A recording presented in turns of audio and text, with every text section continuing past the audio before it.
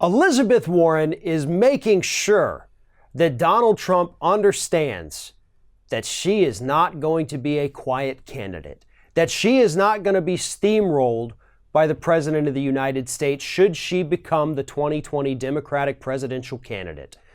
And she's doing it by hitting Donald Trump where it hurts him the most, his wallet.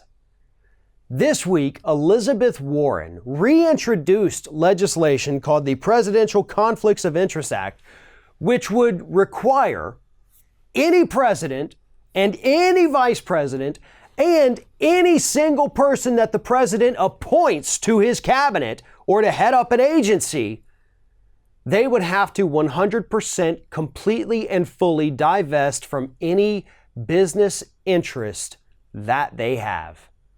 Meaning, should this pass, which they tried to pass it in January of 2017, Republicans didn't let it happen.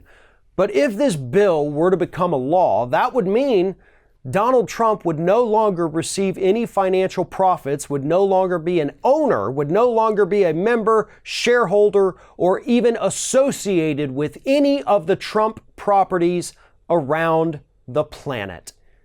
In short, he'd no longer be able to make a single dime off of being president of the United States. When he goes down to Mar-a-Lago, he would have to pay for a room just like everybody else. All those tens of thousands of dollars in golf cart rentals that the Secret Service is paying, that money wouldn't go back into Trump's pocket. It would go to whoever owns that company now, which, yeah, it would be his kids. But do you think those kids are nice enough to turn around later and just give their dad that money? I don't. I don't think that family cares about anything but money, and that includes one another. This piece of legislation that Elizabeth Warren is pushing right now, not only is it sorely needed, but to be honest, it's a bit shocking that this isn't something that was done decades ago, right? I mean, don't you think we should have addressed this problem before it actually became a problem? Hell, with Jimmy Carter, and good God, I'm almost tired of saying this, but at 76, they made him sell his peanut farm. And Trump gets to own properties with his big, stupid name on it all over the planet, and Republicans are like, no, it's fine with us. Jimmy Carter had to sell his peanut farm. A peanut farm. What's he going to make from that? Quite literally peanuts, if you ask me. And yet here we are. We have a president who's making money hand over fist and then tries to make it a big deal when I just donated $100,000 of my quarterly salary to a government department.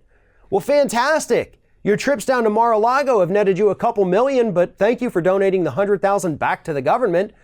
Or somebody like Betsy DeVos, who came out this week and said, I'm cutting all federal funding for the Special Olympics, and I'm redirecting $60 million towards these programs that are going to benefit me because they're going to go to programs that I'm financially invested in. It would put an end to that. This isn't about Trump or his massively corrupt cabinet.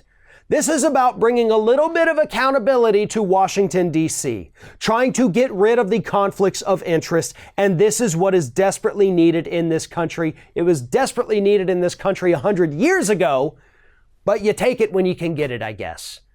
And Elizabeth Warren is leading the charge because she knows how to hurt Trump. And that's going to come in real handy as we move forward in the Democratic primaries. Thanks for watching, everybody. And don't forget, if you like what you see here, like, comment, share, and subscribe to our channel. And now you can also become a member of Ring of Fire and get exclusive early access to certain Ring of Fire videos all throughout the week. Just click on the little join button right below the video.